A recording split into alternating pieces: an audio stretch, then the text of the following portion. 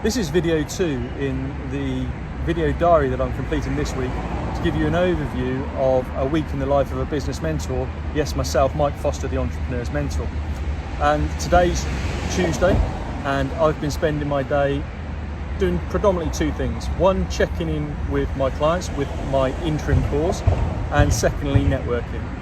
First of all, the interim calls. The interim calls are a check-in with my clients halfway between their main sessions, just making sure that they're still striding towards the goals and objectives they've set themselves, and that they're set for achievement of the activities that they took away to complete during sessions.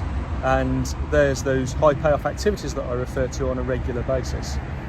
I guess it's part of the accountability support that I offer in terms of my whole mentoring package, and it's also an opportunity just to reflect anything that may be top of mind for them that we don't need to wait until the next main session just to cover, because ultimately my clients have access to me anyway at any time.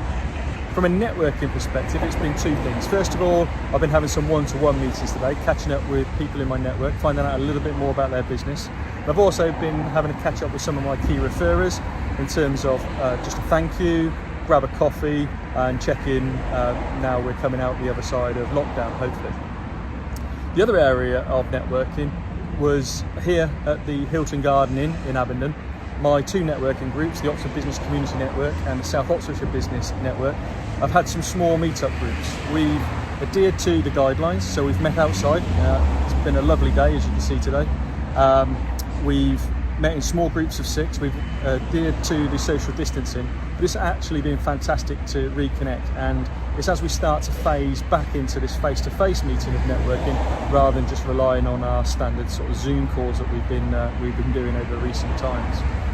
So what about a conversation with a client I've had today then? So one of the conversations today with a client was building on the real numbers in their business.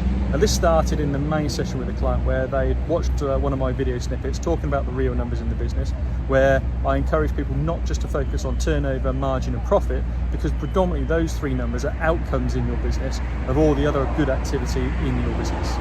So what we did is we looked at their turnover and we broke down their turnover and looked at the key success drivers for that business which would drive their turnover.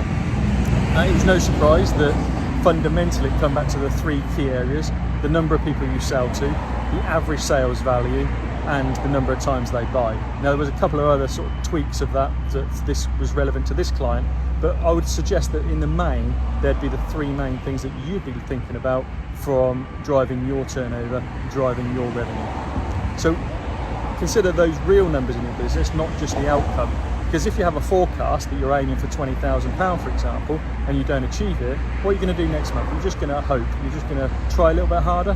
But if you've broken down the detail, you can actually identify where you can improve next time, whether you need to sell to more people, stop discounting, or get them to buy more often from you. So as always, I hope that's been a useful insight today in terms of what I've been up to here today